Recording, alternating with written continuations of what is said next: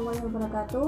Kami dari kelompok 11 Perencanaan Pembelajaran akan mempresentasikan tentang pengembangan penilaian autentik. Saya Indah Ainul Rahmah. Yang pertama akan menjelaskan tentang prinsip-prinsip penilaian. Prinsip-prinsip penilaian yang berlaku umum yaitu yang pertama, berorientasi pada kompetensi dan indikator ketercapaian hasil belajar. Sistem penilaian mengacu pada indikator ketercapaian hasil belajar, hasil kemampuan dasar yang sudah ditentukan dari standar kompetensi. Yang kedua, yakni menyeluruh. Menyeluruh di sini menyangkut standar kompetensi, kompetensi dasar, indikator pencapaian, maupun aspek-aspek sikap, tindakan, dan intelektual. Yang ketiga, yakni berkelanjutan. Berkelanjutan adalah penilaian yang direncanakan dan dilakukan terus-menerus guna mendapatkan gambaran utuh mengenai perkembangan penguasaan kompetensi oleh siswa. Yang selanjutnya yakni sesuai dengan pengalaman belajar. Misal, jika pembelajaran menggunakan pendekatan tugas kunjungan lapangan, maka evaluasi diberikan baik pada proses, teknik, wawancara, maupun produk atau hasil melakukan kunjungan lapangan tersebut. Yang kelima yakni mendidik. Penilaian bagi siswa yang kurang berhasil dapat menjadikan sebagai pemicu semangat belajar siswa. Yang keenam yakni terbuka. Terbuka di sini adalah terbuka bagi semua pihak atau yang disebut dengan objektif. Penilaian terbuka menjadikan siswa tidak akan merasa dicurangi maupun disisihkan. Yang ketujuh, yakni menggunakan prinsip penilaian acuan patokan atau yang disingkat dengan PAP. Setiap siswa dapat mencapai standar kompetensi, hanya mungkin waktunya bisa berbeda-beda. Yang selanjutnya, teknik penilaian. Menurut Pedoman Umum BNSP, ada beberapa teknik yang digunakan dalam penilaian. Yang pertama, tes kinerja.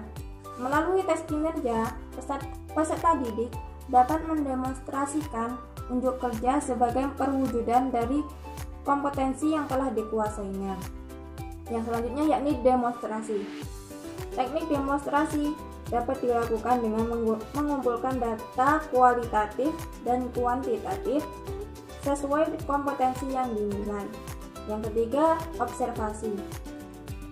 Observasi bertujuan untuk mengamati unjuk kerja dan kemajuan belajar peserta didik. Yang selanjutnya yakni penugasan. Penugasan ini dapat berupa tugas rumah yang harus diselesaikan peserta didik. Yang selanjutnya yakni portofolio. Portofolio adalah kumpulan dokumen dan karya peserta didik yang diorganisasikan untuk mengetahui minat, perkembangan belajar, dan prestasi belajar siswa. Yang selanjutnya, tes tertulis. Tes biasanya berupa jawaban pilihan, isian, uraian, ataupun benar salah dan menjodohkan. Yang ketujuh, tes lisan. Berupa komunikasi langsung dengan peserta didik, pertanyaan dan jawaban disampaikan secara langsung. Yang selanjutnya yakni jurnal. Merupakan catatan siswa dalam proses pembelajaran dengan kekuatan dan kelemahan siswa terkait kinerja ataupun sikap. Yang selanjutnya, wawancara. Adalah cara untuk memperoleh informasi mendalam yang diberikan secara lisan dan spontan tentang wawasan, pandangan atau aspek kepribadian peserta didik. Yang ke-10 yakni inventory. Adalah skala psikologis yang digunakan untuk mengungkap sikap, minat, dan persepsi peserta didik terhadap fenomena yang terjadi.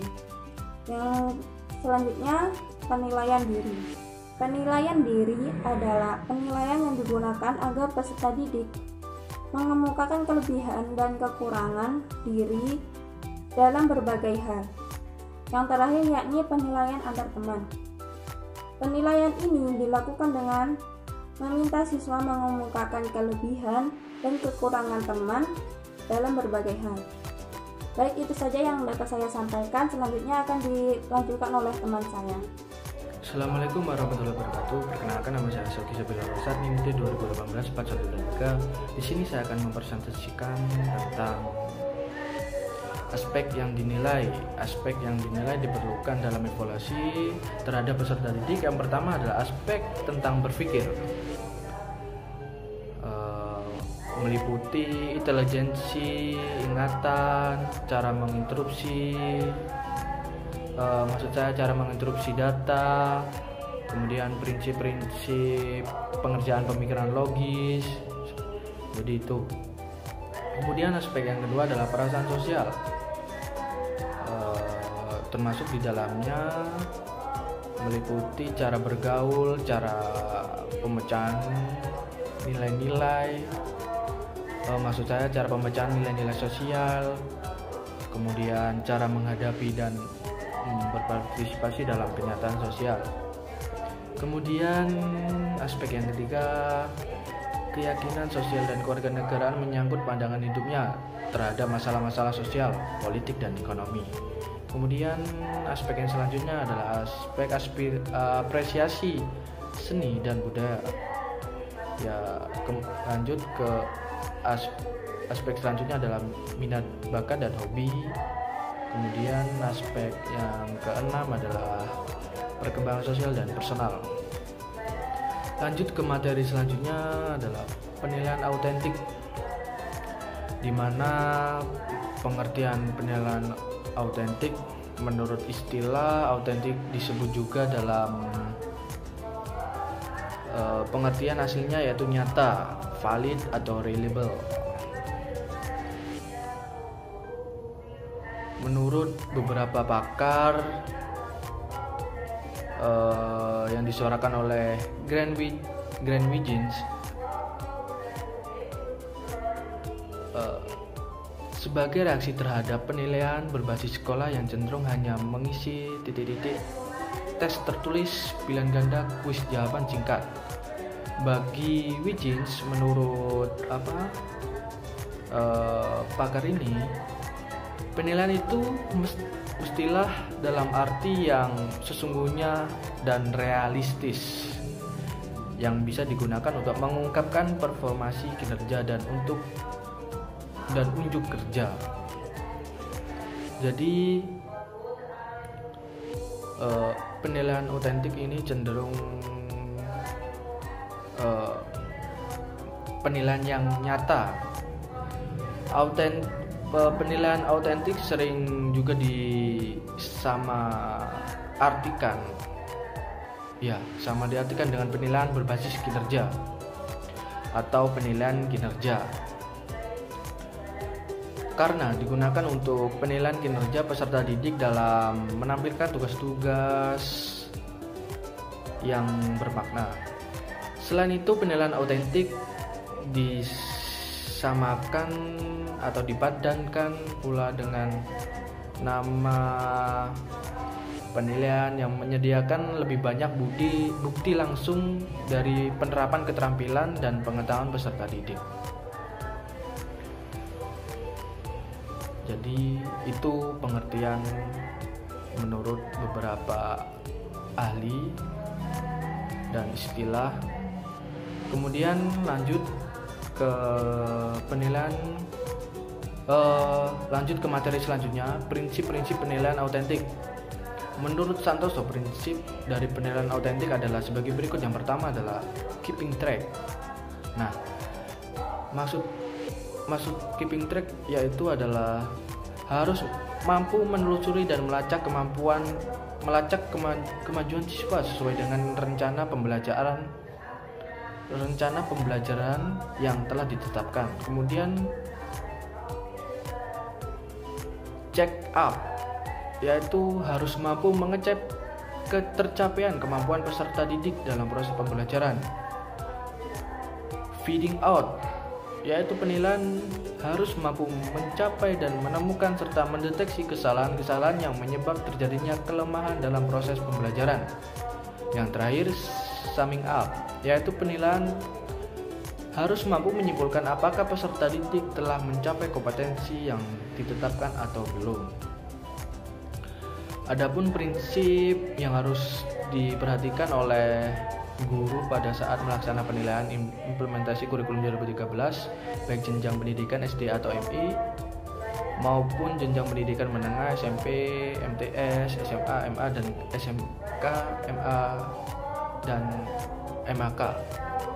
Yang pertama adalah sahih. Penilaian yang dilakukan haruslah sahih. Maksudnya penilaian didasarkan pada data yang memang mencerminkan kemampuan yang diukur, yang ingin diukur. Kemudian objektif. Penilaian yang objektif adalah penilaian yang didasarkan pada prosedur dan kriteria yang jelas dan tidak boleh dipengaruhi oleh subjektivitas penilaian guru. Kemudian penilaian adil. Penilaian yang adil maksudnya adalah suatu penilaian yang tidak menguntungkan atau merugikan siswa yang hanya karena mereka bisa jadi kebutuhan khusus untuk memiliki perbedaan latar belakang agama, suku, budaya, adat istiadat, status sosial, ekonomi, atau gender. Nah, jadi pada saat penilaian itu aspek kita harus memerlukan aspek yang dinamakan aspek adil. Tidak memandang itu beragama apa, budaya apa, dan adat dari mana, baik perempuan atau laki, terhadap peserta didik seperti itu. Kemudian terpadu. Penilaian dikatakan memenuhi prinsip terpadu apabila guru yang merupakan salah satu komponen tidak terpisahkan dari kegiatan pembelajaran. Kemudian terbuka. Penilaian harus memenuhi prinsip keterbukaan, di mana kriteria penilaian dan dasar pengambilan keputusan yang digunakan dapat diketahui oleh semua pihak yang berkepentingan, antara lain kemudian menyeluruh dan berkesinambung. Penilaian harus dilakukan secara menyeluruh dan berkesinambung oleh guru dan mesti mencakup segala aspek-aspek kompetisi dengan menggunakan berbagai teknik penilaian yang sesuai. Dengan demikian, akan dapat memantau perkembangan kemampuan siswa. Kemudian aspek selanjutnya adalah sistematis. Penilaian yang dilakukan oleh guru harus terencana dan dilakukan secara bertahap dengan mengikuti langkah-langkah yang baku. Aspek yang selanjutnya adalah beracuan kriteria. Penilaian dikatakan beracuan kriteria apabila penilaian yang dilakukan didasarkan pada ukuran pencapaian kompetensi yang ditetapkan. Kemudian akuntabel. Penilaian yang akuntabel adalah penilaian yang proses dan hasilnya dapat dipertanggungjawabkan baik dari segi teknik, prosedur maupun hasilnya. Kemudian aspek selanjutnya adalah edukatif. Penilaian disebut memenuhi prinsip edukatif apabila penilaian tersebut dilakukan untuk kepentingan dan kemajuan pendidikan siswa. Jadi itu cukup sekian presentasi dari saya. Wassalamualaikum warahmatullahi wabarakatuh. Saya Langgraini, NIM T2018-4117. Di sini saya adalah presentator ketiga yang akan menjelaskan tentang teknik penilaian autentik. Yang pertama itu teknik penilaian autentik itu yang pertama pengukuran langsung keterampilan peserta didik. Terus yang kedua itu penilaian atas tugas-tugas yang memerlukan keterlibatan yang luas dan kinerja yang kompleks. Dan yang ketiga itu analisis proses yang digunakan untuk menghasilkan respon peserta didik. Itu perolehan sikap, keterampilan, dan pengetahuan yang ada. Kemudian yang selanjutnya itu aspek yang dinilai itu berupa aspek kognitif, afektif, psikomotorik. Dan yang pertama itu kognitif. Kognitif ini berhubungan dengan pengetahuan individual atau kepandaian atau pemahaman. Yang afektif itu menyatakan bahwa efektif itu merupakan bentuk integrasi dari beberapa karakter, yaitu prediksi, respon baik dan tidak baik, sikap, dan lain-lain. Terus yang ketiga itu psikomotorik. Psikomotorik itu contohnya kemampuan otot-otot kecil, misal mengetik, dan otot besar itu melompat. Yang selanjutnya itu instrumen penilaian. Instrumen sendiri merupakan alat bantu untuk mengumpulkan data atau informasi. Dan evaluasi sendiri itu memiliki arti kegiatan untuk mengumpulkan informasi tentang bekerjanya sesuatu. Yang selanjutnya, informasi tersebut digunakan untuk menentukan alternatif yang tepat dalam mengambil keputusan. Berdasarkan pengertian instrumen dan evaluasi tersebut, maka instrumen penilaian dapat disebut sebagai alat penilaian atau alat evaluasi yang digunakan untuk mengumpulkan data atau informasi. Kemudian berdasarkan lampiran Permendikbud nomor 66 tahun 2013 tentang standar penilaian, itu instrumen penilaian harus memenuhi persyaratan. Yang pertama, substansi yang merepresentasikan kompetensi yang dinilai. Yang kedua itu konstruksi yang memenuhi persyaratan teknis sesuai dengan instrumen yang digunakan. Dan yang terakhir itu yang ketiga, penggunaan bahasa yang baik dan benar serta komunikatif sesuai dengan tingkat perkembangan peserta didik. Sekian penyampaian materi dari saya.